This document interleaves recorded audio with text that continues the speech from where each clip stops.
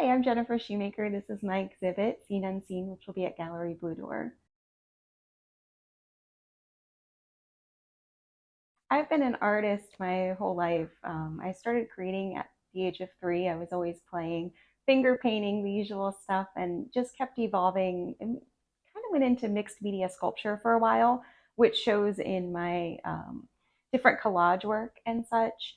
And I'm kind of moving back to that a little bit, but I paint a lot and I do mindfulness work. I am a lineage carrier of a man named Maya Vaden, who was a mindfulness master and friends with Thich Nhat Hanh. And I'm also a Karuna Holy Fire 3 Reiki master. So I believe in my personal art to be uplifting to people and spaces. I work in a ritualistic manner in a sacred space. When I was attuned to Reiki, I received symbols that allow me to create beautiful sacred space wherever I'm at. So in my studio, I use those symbols, and I also use breath and chanting and mindfulness techniques to make my art just uplifting and good energy for everyone.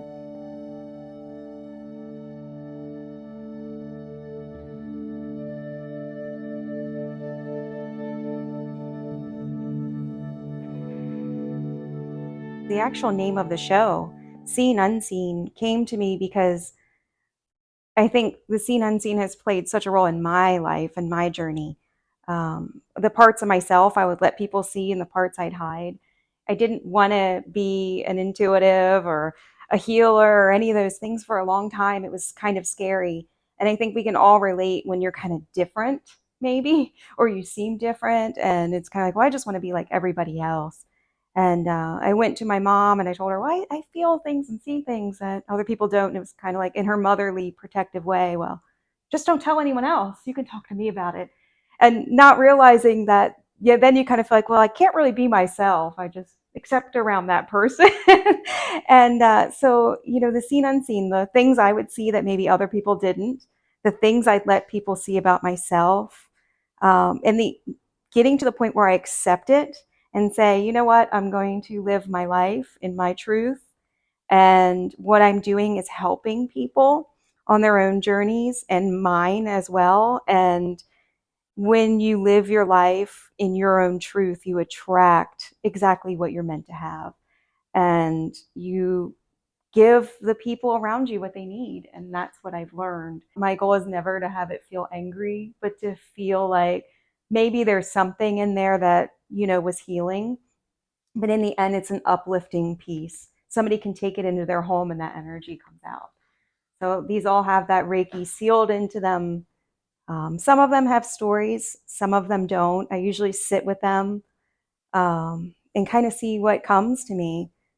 My dream is to visit Japan. Actually, I want to do some calligraphy work in Japan. So I've been looking at different residencies and stuff. And, like this one piece here, I'll pick it up and show you, is called Faded Temples. And to me, it had the feeling of being that old Japanese, mountainside and the temples that maybe are a little bit forgotten now, but have such significance and holiness in their own way. So yeah, everyone unique and different. Some more playful than others, but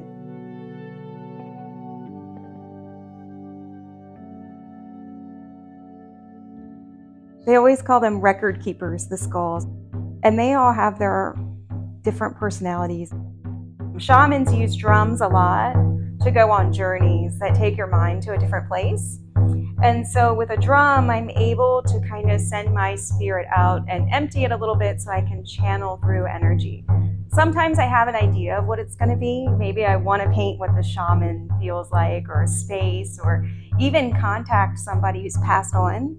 I've used my Reiki symbols and some of my shamanic teachings I've learned from wonderful teachers to be able to reach a little bit beyond the veil and tap into someone. So somebody's sister had passed away, and I did a painting of her energy for her son.